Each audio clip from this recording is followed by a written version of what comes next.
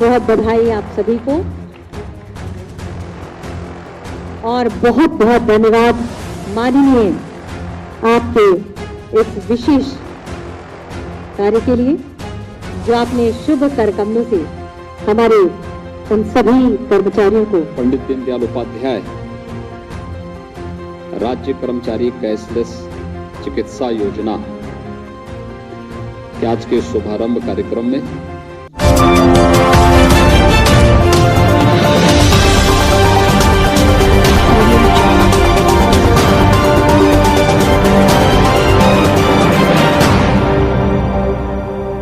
Video शुरू करने से पहले चैनल को सब्सक्राइब कर लीजिए और साथ में बेल आइकन को जरूर प्रेस हमारे प्रदेश के मुखिया माननीय मुख्यमंत्री माननीय श्रीमान योगी आदित्यनाथ जी, बहुत ही आदर के साथ आपसे विनम्र निवेदन कि अपने आशीर्वचनों से हम सभी का मार्ग प्रशस्त करने की कृपा करें। आप सबकी जोरदार तालियों के साथ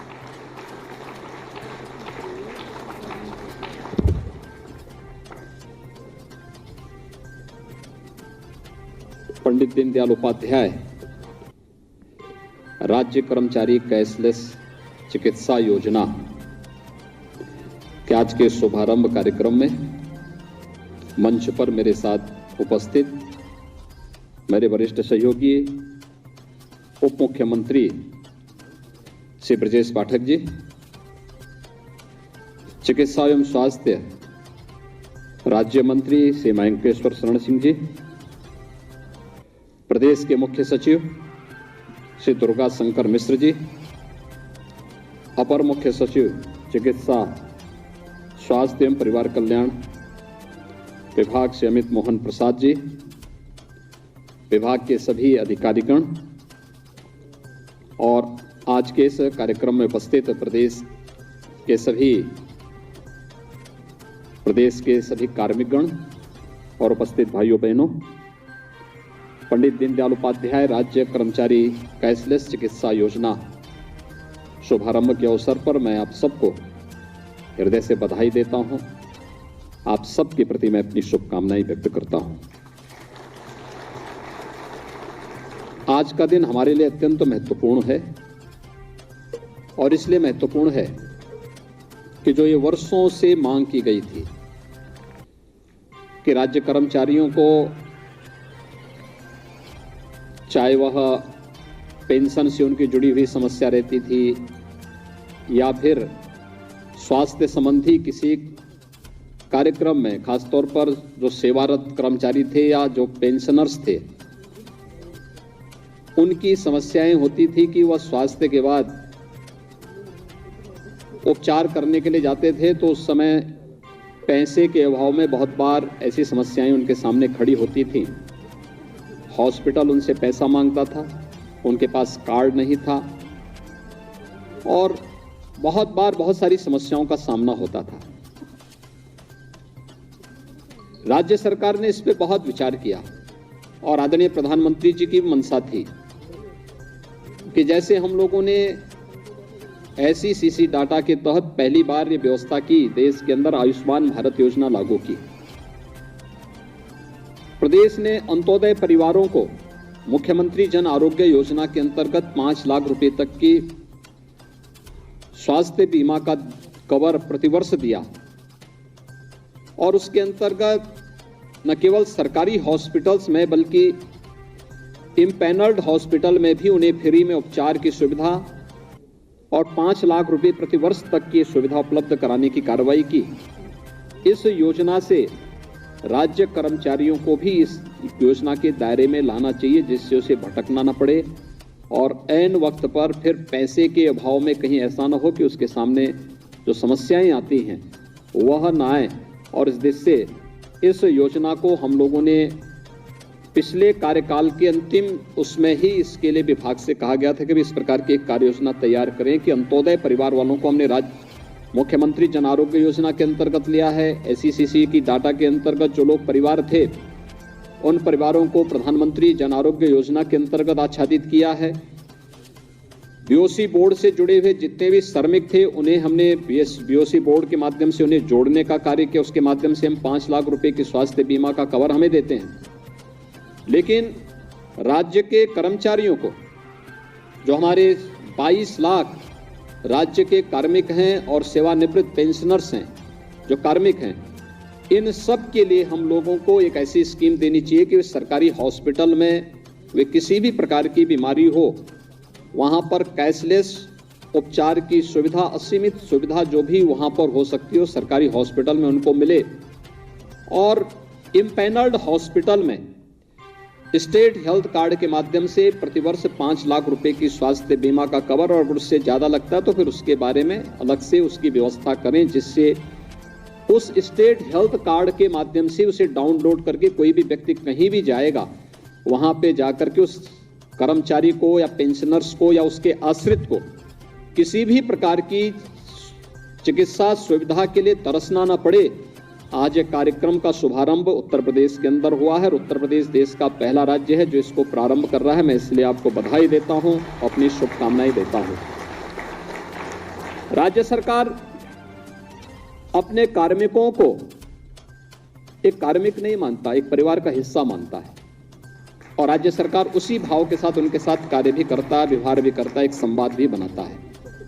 और मैं देख रहा हूं कि इतनी बड़ी संख्या में, मैं तो पाठक जी से पूछा, मैंने कहा कि कोई सभा है क्या, इतनी बड़ी संख्या में आप लोग इकट्ठे हुए हैं।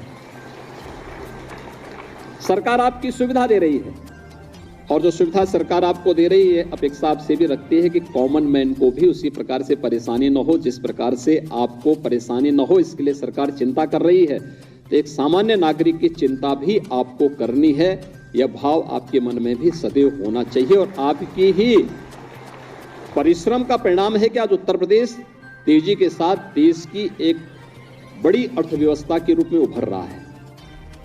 अगर हमारा प्रदेश विकसित होगा, आर्थिक रूप से सुदृढ़ होगा, रोजगार के अवसर प्रदेश के अंदर ही सृजित होंगे, तो खुशहाली तो स्वाभाविक रूप से उत्तर प्रदेश के प्रत्येक निवासी के साथ साथ उसका लाभ प्रदेश के कर्मचारियों को भी मिलेगा। और राज्य सरकार ने हमेशा इस बात का ध्यान दिया। मुझे लगता है कि देश के कतिपय उन राज्यों में उत्तर प्रदेश राज्य है जिसने इस सदी की सबसे बड़ी महामारी के दौरान कर्मचारियों की किसी भी सुविधा में किसी भी प्रकार की कोई कटौती नहीं की।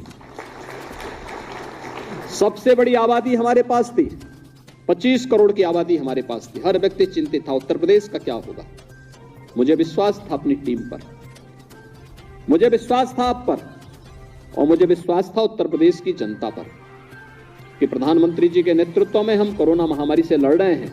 विजय हमारी होगी क्योंकि हम सच्चे दिल से लड़ाई लड़ते हैं और इस लड़ाई में हमें सफलता प्राप्त होगी।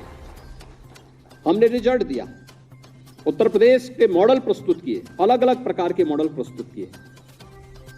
टीम वर्क जब काम करती है तो उसके परिणाम उसी रूप में सामने आते हैं। सामूहिकता का एक भाव सब जगह देखने को मिलता है, और सामूहिकता का एक भाव इस रूप में जब एक साथ देखने को मिलता है तो उसमें परस्पर एक दूसरे की भावनाओं का सम्मान करने के साथ ही हमें एक दूसरे के हितों के प्रति भी उतने ही जवाबदेही के साथ कार्य करना होगा।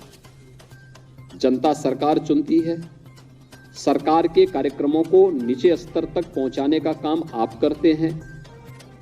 आपको जो वेतन या जो अन्य सुविधाएं सरकार के स्तर पर मिलती हों, राज्य से मिलने वाले जो हमारे कर हैं उससे जो प्राप्त होता है, सब एक दूसरे पे जुड़े हुए हैं। जैसे जीवन चक्र होता है वैसे ही शासन व्यवस्था का भी एक चक्र होता है जिसमें जनता हमसे अलग नहीं है, कर्मचारी शासन व्यवस्था से अलग नहीं हो सकता है। ये सभी मिलकर के जब एक साथ प्रयास करेंगे, एक दूसरे के हितों का संवर्धन करेंगे तो परिणाम अपने आप आते हुए दिखाई देंगे, और उस परिणाम को प्राप्त करने की दिशा में अधिक से अधिक सुविधा। आपने देखा होगा सरकार ने पहले 100 दिन के अंदर ई पेंशन पोर्टल को लॉन्च किया। यूपी पहला राज्य था जिसने ई पेंशन पोर्टल लॉन्च किया। सारी समस्या का समाधान पहले से अपने आप ऑटो मोड पर होता हुआ दिखाई दे, और यह अपेक्षा मैं रखता हूं कि ऑटो मोड आपकी टेबल में भी होता हुआ दिखाई दे, बार बार किसी को ना आना पड़े। क्योंकि मैं देखता हूं कि जो कर्मचारी जिसको ज्यादा परेशान करता है उसी को रिटायरमेंट के बाद भी ज्यादा परेशान होना पड़ता है। आपकी समस्या का समाधान तो हम टेक्नोलॉजी से कर रहे हैं, लेकिन आपको उस टेक्नोलॉजी को हैंडल तो आप ही को करना है, ये भी तय है। इसलिए वह और भी अच्छा रहे, जिससे रिटायरमेंट के बाद आपको या आपके आश्रित को कभी भी इस प्रकार की कोई इस संकट का सामना न करना पड़े, अनावश्यक भटकना न पड़े, और अन्य हर प्रकार से हर जगह खुशहाली हो, आपके बारे में अच्छी राय लोगों के मन में बने। हम देखते हैं जिस कर्मचारी ने, जिस अधिकारी ने अच्छा काम किया, वर्षों तक लोग याद करते हैं उसको, वर्षों तक लोग याद करते हैं। हाँ, मैं देखता हूं 25 साल 30 साल पहले कोई वहां से चला गया, रिटायर हो गया, लोग आज भी याद करते हैं। लेकिन जो व्यक्ति बातचीत नहीं करता, जानबूझ के हर समस्या पे भी समस्या का समाधान करने के बजाय समाधान को समस्या में खड़ी कर देता है, जब उसका ट्रांसफर होता है लोग कहते हैं चलो एक बला हुट टल गया है। बला मत बनिए, कभी नहीं। लोगों की दुआ भी और बददुआ भी बहुत लगती है। एक कॉमन मैन की तो सचमुच लगती है, क्योंकि बहुत सच्चा होता है व्यक्ति। और मुझे लगता है कि हमें दुआ लेनी चाहिए, हर व्यक्ति की दुआ लेनी चाहिए, उसके लिए हमें बनना चाहिए। और मैं देख रहा था यहाँ पे, मैं अमित मोहन जी से कहूंगा और ब्रजेश से भी कहूंगा कि भाई कम से कम कर्मचारी नेताओं को भी उनको कार्ड देना चाहिए था। यहाँ पे बुला करके उनको कार्ड बुलाते, मंच पे देते, तो उनको भी अच्छा लगता और उनको भी लगता कि शासन की कार्य पद्धति किस रूप में कार्य कर रही है, कैसे कार्य कर रही है। ये डिमांड नहीं की। देखिए, हमारे चुनाव हुए 10 मार्च को परिणाम आए थे, पता नहीं और लोगों को क्या विश्वास था क्या नहीं था, लेकिन मैं पहले से जानता था कि हमारी सरकार फिर से आ रही है। लोग अलग अलग प्रकार की चर्चा करते थे। हम कहते थे कि देखिए, हम लोगों ने कार्य किया है, बुलेट ट्रेन की स्पीड से सरकार चली है और बुलेट ट्रेन की स्पीड से ही सरकार फिर वापस लेके आएंगे। और पूरी मजबूती के साथ प्रदेश की जनता जनार्दन ने आदरणीय प्रधानमंत्री जी के मार्गदर्शन में, उनके नेतृत्व में फिर से सरकार बनाने में योगदान दिया। मैं देख रहा था, मैं पिछले कार्यकाल में मैं देखता था कि हर महीने 2 महीने में किसी न किसी कर्मचारी संगठन का एक वादा था कि हम लोग मिलना चाहते हैं। मैं मिलता भी था। इस दौरान उन्हें भी कुछ संकोच हुआ होगा, नहीं आए। और उन्होंने डिमांड भी नहीं की कि हमें कैशलेस सुविधा दी जाए, लेकिन ये सरकार का दायित्व है, क्योंकि परिवार में कोई परिवार का अभिभावक किसी के साथ, परिवार के किसी सदस्य के साथ भेदभाव नहीं कर सकता। उसको तो एक भाव के साथ सबको देखना है, और एक भाव के साथ देखने के साथ जो सुविधा हो सके, चाहे वह कार्मिक वर्तमान में कार्य कर रहा हो या सेवानिवृत्त हो गया हो। अगर सेवानिवृत्त भी तो हुआ इसी प्रदेश में अपना योगदान दे रहा है। रिटायरमेंट के बाद हो सकता है सरकारी सेवा में नहीं, लेकिन अपने अनुभव का लाभ समाज को किसी न किसी रूप में तो दे रहा है। तो उन सब में किसी को भी परेशानी न हो, इस सरकार का दायित्व है। एक नागरिक के रूप में वो किसी न किसी रूप में इस व्यवस्था का हिस्सा बना हुआ है। ये हमारा दायित्व बनता है कि हम सब इस व्यवस्था के साथ जुड़े। और मैं आप सबको इस बात के लिए आश्वस्त करता हूं, राज्य सरकार आपके हितों के लिए पूरी प्रतिबद्धता के साथ कार्य कर रही है। कहीं भी किसी भी प्रकार का कोई इस प्रकार की स्थिति में, आपने देख लिया, इस सदी की सबसे बड़ी महामारी में भी बिना रुके, बिना डिगे, बिना झुके सरकार कार्य करती रही। हर जगह मैं देखता था कि हर राज्य से मांग होती थी कि आज 30% कर्मचारियों की इसमें कटौती हुई, फलानी जगह इतने इसमें ये कटौती हो रही है। तो मेरे सामने भी प्रस्ताव आया था, मैंने कहा भी सब कुछ करना, लेकिन कर्मचारियों के एक तो उनकी किसी भी व्यवस्था में कोई कटौती मत करना। दूसरा, वेतन और पेंशन समय पे देना है। ये हम क्या कर सकते हैं, इसकी व्यवस्था आप सुनिश्चित करिए। ये व्यवस्था करना सरकार का दायित्व बनता है। आपने देखा होगा, हमने सबको व्यवस्थित समय पे, लॉकडाउन रहा हो या कोई व्यवस्था रही हो, बाद के समय में समस्या न हो, इसके लिए हम लोगों ने लॉकडाउन की व्यवस्था को छोड़ दें तो शेष दिनों में आपने देखा होगा कि हम लोगों ने मार्केट को भी बंद नहीं किया, उद्योगों को बंद नहीं किया, जिससे एक कैश फ्लो बना रहे, राज्य सरकार के पास एक रेवेन्यू आता रहे और हम लोग शासन की व्यवस्था के साथ साथ 25 करोड़ लोगों के जीवन में किसी भी प्रकार का संकट ना आए, इसके लिए भी हम लोग लगातार कार्य करते रहे। परिणाम हमारे पक्ष में आए। हमारे मॉडल को लोगों ने माना, कहा कैसे उद्योग चला रहे हैं। हमने कहा भी हम लोगों ने वहां पे कोविड केयर सेंटर बनाए हैं, कोविड हेल्प डेस्क बनाए हैं। कार्यालयों में कर्मचारियों ने आकर के कोविड के दौरान आकर के अपनी ड्यूटी निभाई। लोग कहते थे साहब कैसे हो पाएगा, हमने कहा हमारी तो सारे कर्मचारी आ रहे हैं ड्यूटी पे, कोविड हेल्प डेस्क का पालन करते हैं, कोविड केयर सेंटर बनाए गए हैं, स्वास्थ्य विभाग के कर्मचारियों ने, हेल्थ वर्कर्स ने, आंगनबाड़ी आशा वर्कर, ये जितने हैं एएनएम, इन सब ने गांव गांव में जाकर के किस सेवा भाव के साथ कार्य किया, वो अभूतपूर्व दृश्य था। और उस चुनौती को फेस करने के बाद अब हम लोग एक अच्छी दिशा में आगे बढ़ रहे हैं। तो मिलकर के हम सबको इस व्यवस्था के साथ जोड़ना होगा, एक साथ मिलकर के बेहतरीन टीम वर्क के माध्यम से बेहतरीन संवाद बना करके परिणाम देना होगा। और जब भी हम इस व्यवस्था को करेंगे, प्रदेश खुशहाली के साथ आगे बढ़ते हुए देश की सबसे बड़ी अर्थव्यवस्था बनने की ओर अग्रसर होगा।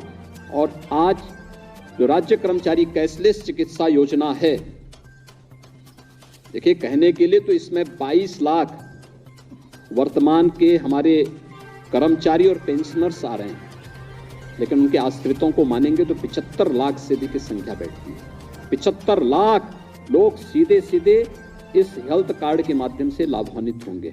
और मैं चाहूंगा कि स्टेट हेल्थ कार्ड एक ऐसा मैकेनिज्म बने कि स्वयं ही लोग अपने उससे उसको निकाल सकें, उसको डाउनलोड कर सकें और उसके माध्यम से फिर अपनी स्वास्थ्य के सेवाओं को किसी भी सरकारी हॉस्पिटल में, इम्पैनल्ड हॉस्पिटल में उसका लाभ ले सकेंगे। आज के इस अवसर पर एक बार फिर से मैं आप सबको हृदय से बधाई देता हूं, अपनी शुभकामनाएं देता हूं और विश्वास व्यक्त करता हूं। भगवान करे कि किसी को सामने इस प्रकार की समस्या ना आए कि इमरजेंसी उसके सामने आए, लेकिन फिर भी मनुष्य का जीवन है और उस व्यवस्था के साथ हम लोग रह रहे हैं, तो स्वाभाविक रूप से अगर कभी कोई ऐसी संकट आता ही है तो हमारे पास स्टेट हेल्थ कार्ड हमारे साथ खड़ा होगा। चाहे वह किसी यानी बड़ी से बड़ी बीमारी का सामना करने के लिए कोई सरकारी हॉस्पिटल में, यानी एसजीपीजीआई के डायरेक्टर साहब यहाँ पर बैठे हैं, केजीएमयू के वीसी यहाँ बैठे हुए हैं और भी हमारे वरिष्ठ चिकित्सक भी यहाँ बैठे हुए हैं, कोई सीमा नहीं होगी उसमें, फिर वह असीमित होगा। इसलिए वह एक सुविधा आपको यहाँ पर आज प्राप्त हो रही है। इस सुविधा के लिए मैं एक बार फिर से आपको बधाई देता हूँ, शुभकामनाएं देता हूँ। धन्यवाद। जय हिंद।